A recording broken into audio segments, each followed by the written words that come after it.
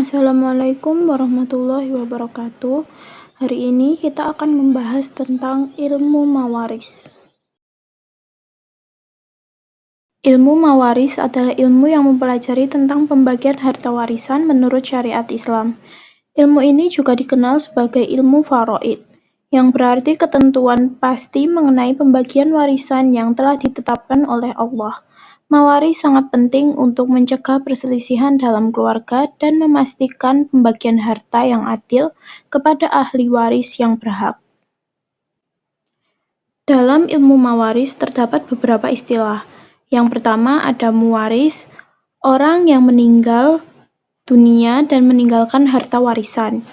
Yang kedua ada tirkah, harta warisan dapat berupa benda bergerak seperti uang tunai, deposito, emas, dan mobil, serta berupa benda tak bergerak seperti tanah, rumah, dan bangunan lainnya.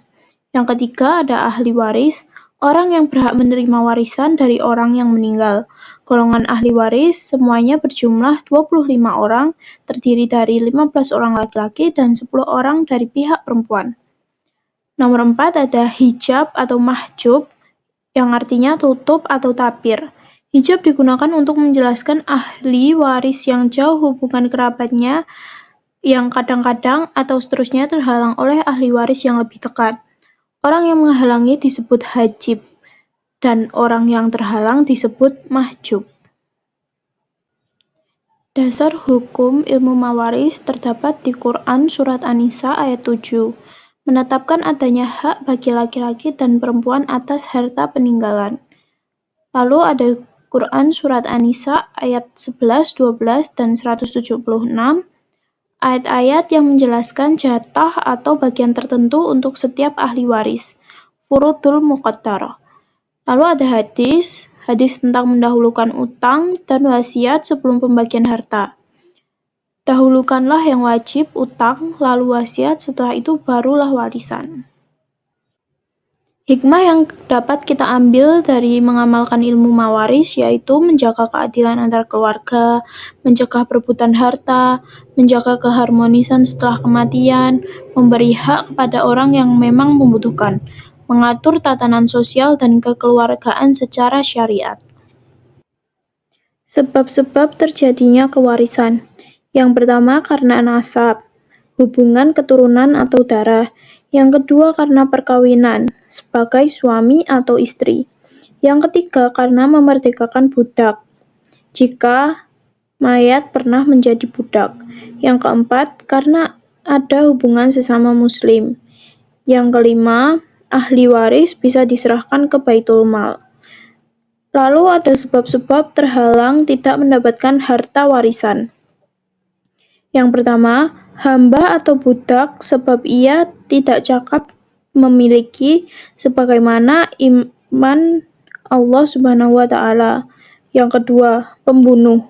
Orang yang membunuh tidak dapat mewarisi harta dari yang dibunuh.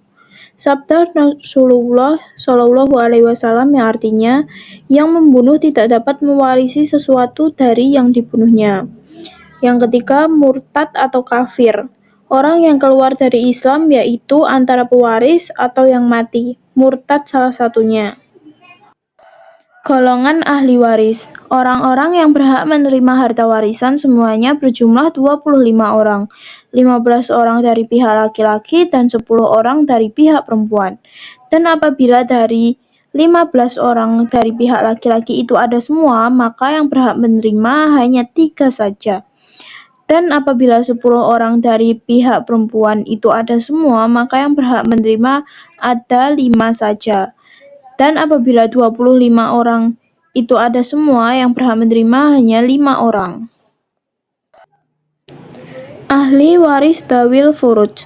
Ahli waris dawil furuj adalah ahli waris yang bagiannya sudah ditentukan secara pasti dalam Al-Quran. Misalnya setengah, seperempat, 1/8, 1/3, 2/3, dan 1/6. Contoh-contoh ahli waris furud. Suami mendapatkan setengah jika istri tidak punya anak, atau 1/4 jika istri punya anak. Lalu istri mendapatkan 1/4 jika suami tidak punya anak, atau 1/8 jika suami punya anak. Lalu ada anak perempuan tunggal mendapatkan setengah.